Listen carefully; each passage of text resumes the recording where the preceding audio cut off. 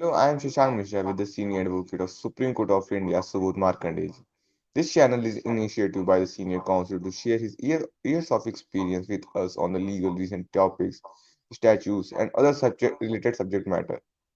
The topic of this episode is our case, split verdict, what now?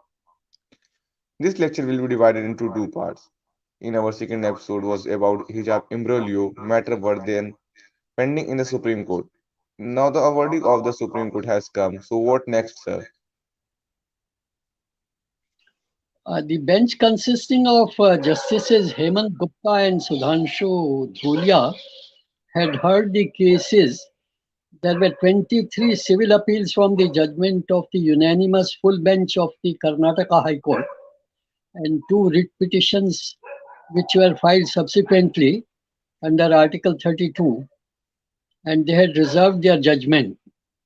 So, yeah, on 20, on 13th October 2022, they have rendered their separate and split verdict. Therefore, in their operative order, they have directed as follows. In view of the divergent views expressed by the bench, the matter may be placed before the Honorable the Chief Justice of India for constitution of an appropriate bench. So what will happen after that?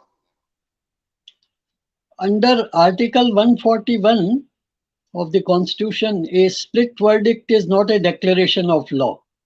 It has no binding force.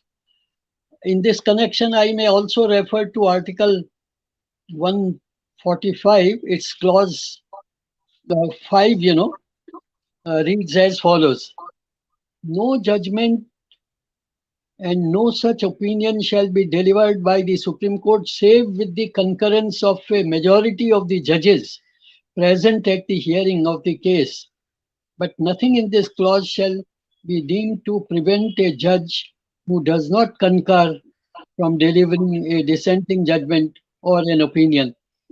So this is not a declaration of law. That being so, uh, it has no binding force. Declaration of law must have binding force because now there is 1 to 1, so there is no declaration of law. Uh, that is why the operative order of at the end of the judgments of both the judges, they have directed the matter, that is the entire bunch of cases, to be placed before the Chief Justice of India uh, for constitution of an appropriate bench. Now, there is a system in the high courts that whenever there is a split verdict by two-judge bench, the matter is referred to a third judge. But in the Supreme Court rules or even in the Constitution, there is no such provision.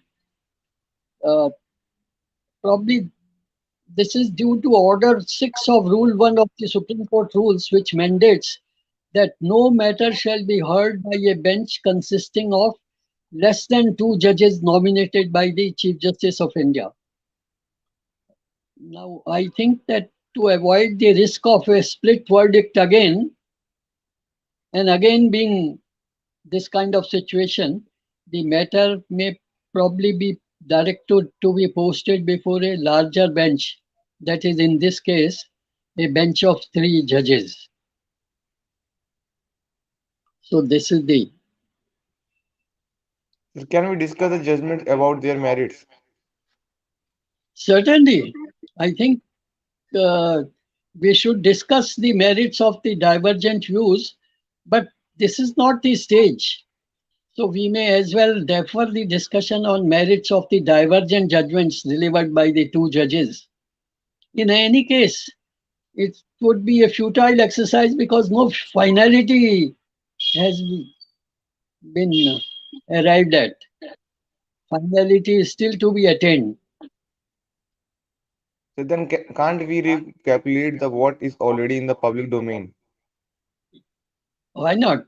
By all means, we'll discuss all that is in the public domain, especially all that is there in our episodes numbers 2 and 3 2 and 6. You will recall that we have discussed, in episode number 2, whether the hijab is being worn by these girls, the petitioners, voluntarily. It is, we have said and placed some material that this is not voluntary. No, ever since these institutions have founded, no girl has ever worn uh, hijab for all these years, because in all these institutions are government colleges, and they have been in existence for quite some time, for decades in some cases. And no girl has ever come forward and said, I have worn this, or anyone has worn this for that matter. So this is some kind of instigated, inspired, involuntary, move to wear hijab. It's Yes, sir. some kind of fundamentalist assertion. And in episode number 6, we have said that Vijay Emmanuel's case, that is, that national anthem case, is not correctly decided.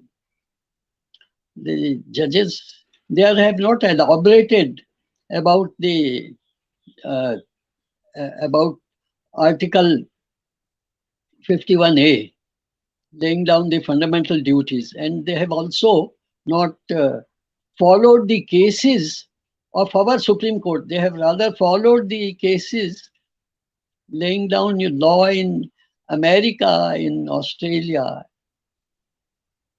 So these are the matters which need to be elaborated. Definitely, sir. We have discussed on both the topics in episode number 2 and 6, which the link will be provided in the description box. I So, sir, give let's you have a that. discussion having regard to the limited format of our episode, sir. Yes.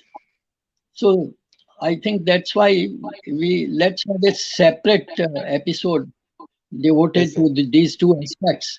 So we'll discuss in two distinct parts, dealing firstly with the hijab and the extent of its choice, and secondly, the correctness of Vijay Emmanuel's case.